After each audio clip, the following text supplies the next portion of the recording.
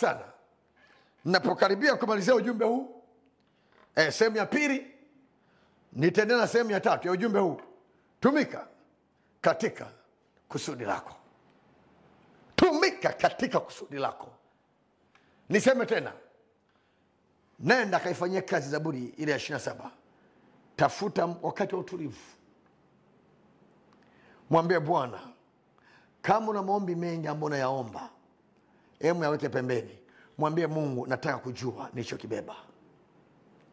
Lakini kama unapambana, unatamani kuelewa zaidi, namba yangu iko hapo. Wasiliana na mimi. Rafiki yangu Philip kutoka pale Kenya, my number is there. Just take the number and call me. Tuma ujumbe wako, nipigie, tuwasiliane. Na namba ina support at WhatsApp. Niambie uko wapi, tuyajenge. Hakuna haja ya kufa na tai shingoni. Kutumika nje ya kusudi ni kutafuta matatizo bila shida, au kununua matatizo kwa bei ndogo. Ndio ile Paulo anasema kwa Warumi, ninawashuhudia mna juhudi sana katika Mungu, lakini si katika maarifa. Maana yake nini? Bidii yoyote kwa Mungu nje ya kusudi lako,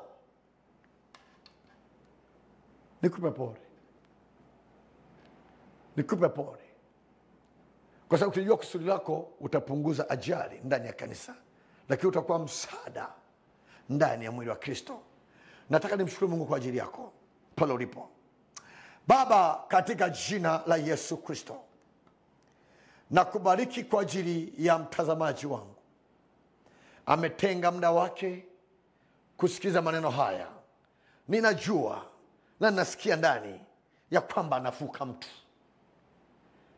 Asante kwa azimio la mtumishi wako anayenisikiliza la kutenga muda wa utulivu, kutafuta kujua ameitwa kuwa nani, atumike katika eneo gani.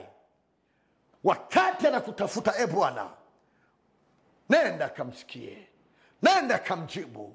Fungua ufahamu wake wa rohoni, apate kuelewa alichokibeba, ili akatumike kwa ubora na kwa ufanisi, na akawe msaada kwa mwili wa Kristo, katika jina la Yesu Kristo. Baba, naomba nikiamini ya kwamba umesikia na umetenda, katika jina la Yesu Kristo naomba nikiamini, amen. Mungu akubariki sana. Nilikuwa ni mimi mtumishi wako Pastor Kazi wa madhabahu ya TAG Shiloh Mission Center. Tuwasiliane baada ya kipindi hiki, na Mungu akubariki sana. Tutaendelea tena wakati mwingine na majira kama haya kwenye prayer zone. Amen. God bless you.